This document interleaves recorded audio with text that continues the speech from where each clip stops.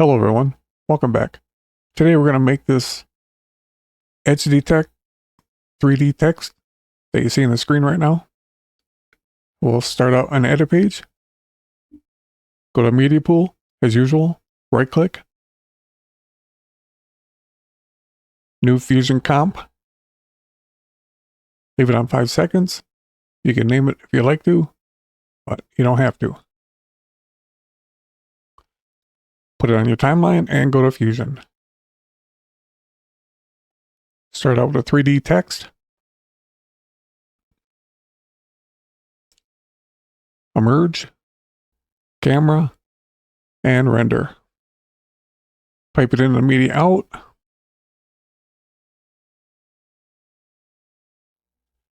Put the text you're liking in. For those of you that don't know me, I have to use this on-screen keyboard because I'm paralyzed.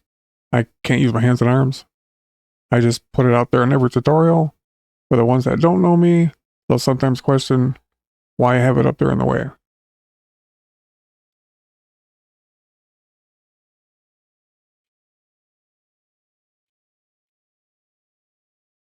After you put your text in, select the camera, go to transform, select use target, take the Z-axis under translation, rotate it to the right, and you'll start seeing the text in viewer 2. Just use this to set your size accordingly. And if you notice, the 3D text is never centered. It's always higher. Select the 3D text node. Go to V-anchor and select the center one. And that'll put it in the middle. I'm going to change my font.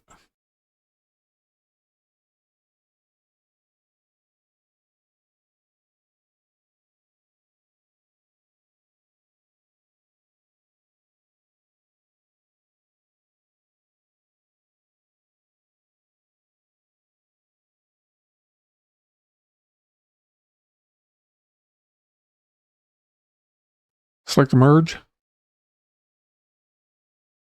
shift space, and point light. I have it typed in already. Put the merge, viewer 1. We'll set up the excursion on the text. Select it.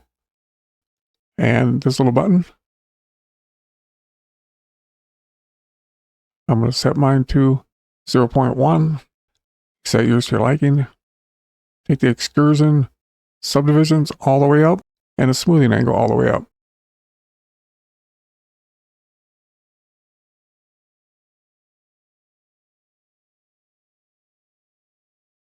This isn't very important here unless you decide to animate the text by rotating or something.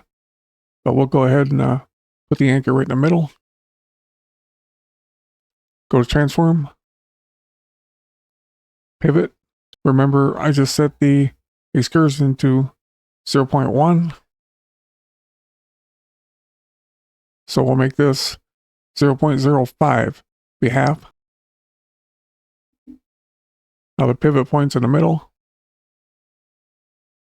If we select the point light, go to transform, and on the Z-axis,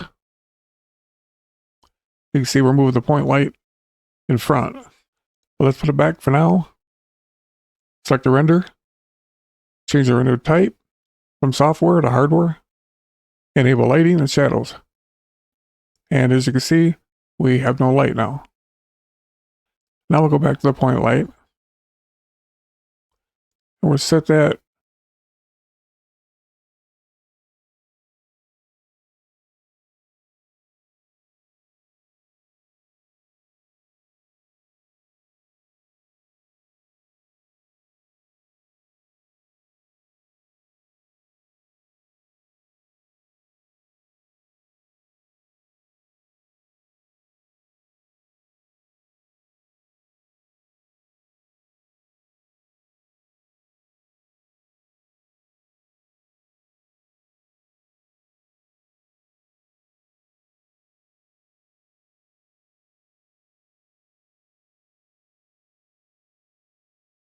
I'm going to set mine to 3 for right now. 3.0. We can always change it. Select the merge, shift space, and glow.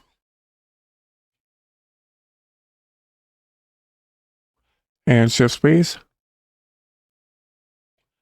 edge detect. We want this one, not the 3D. I actually have that on the wrong side. That's 2D.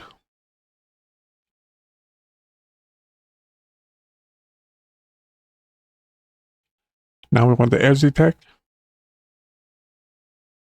Sorry about that. Let's go to text node and pick a color. Let's go to edge detect. Select edge, mask overlay. We may turn that off, but it's all going to be included in the macro. With the 3D text selected, go to shading. Take the specular exponent all the way up. And the specular intensity to 0.5. Back to the point light. Go to controls.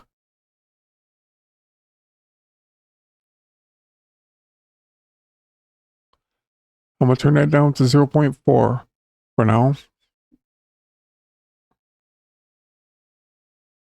Go to transform. X value, right click. Modify width, atom curves. Now you'll see it's moving from the center right. I'll open this up so you can see it.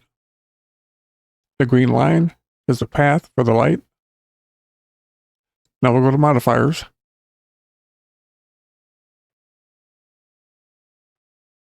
The offset will move the whole line. And the scale will make it longer.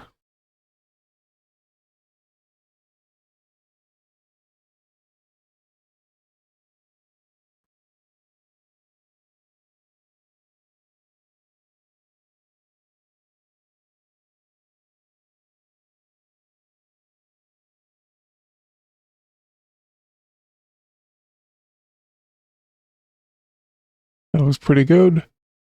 On the scale, I got 4.0, offset minus 2.0. And that's the path.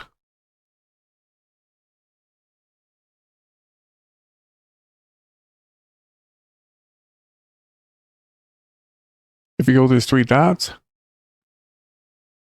you can turn the checker underlay off. You can see more what you're looking at.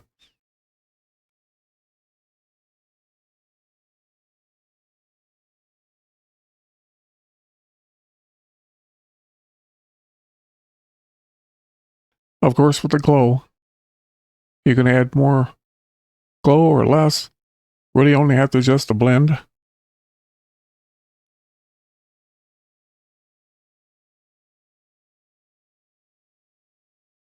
Default settings are pretty good, but set it to your liking. You're going to have these controls in the macro as well. And the edge detect. Now if you look at it, when it's deselected, it almost looks hollow.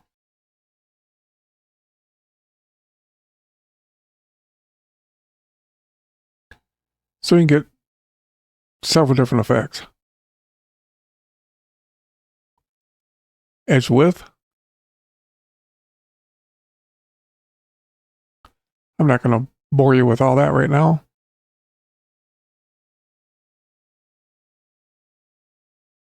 I'm liking what I'm seeing. Okay, we're ready to make the macro. Almost ready. Let's add one more thing. Select the text node, shift space, and transform.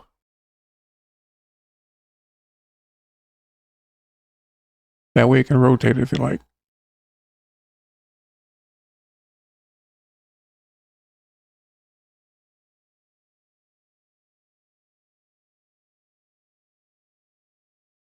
I'm going to readjust the point light intensity to 0.35.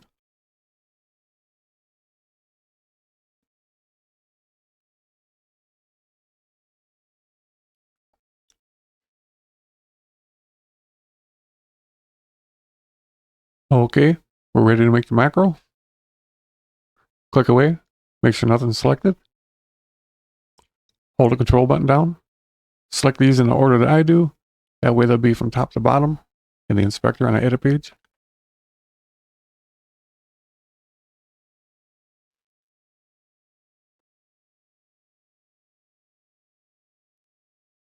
Then hit A on the keyboard.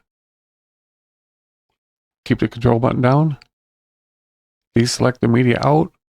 We don't want to take that one with us.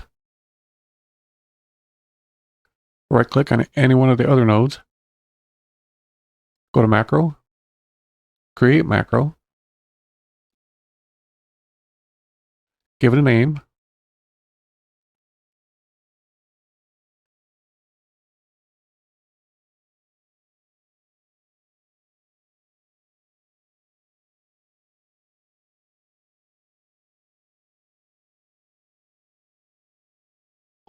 Okay, follow along.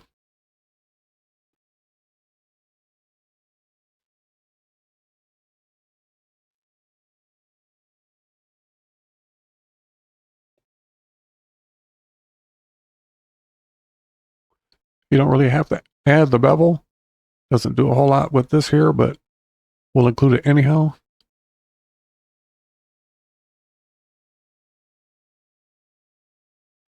And the glow.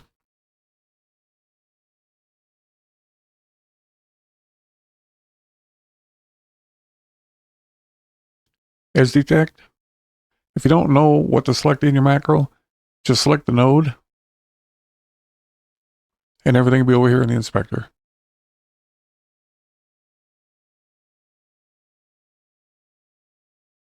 Point light.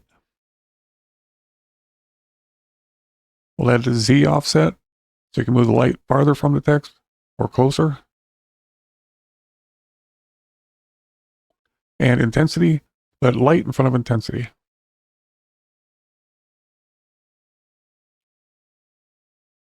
And transform.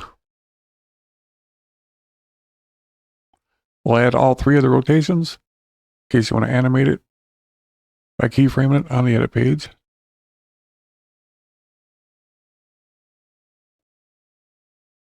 Go to File, Save as Group. It takes you to Macros, but go to Fusion instead. Templates, Edit, Titles. Here's where you make your folder.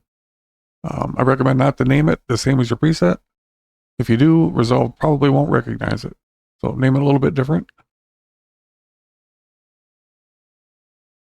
Hit save, close your macro. And we'll go to the edit page and see if we can find it.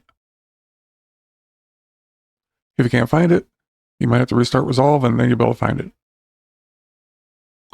Here it is.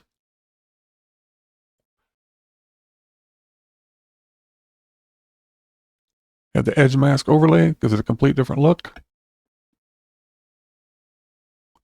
If you want to keyframe with the rotate,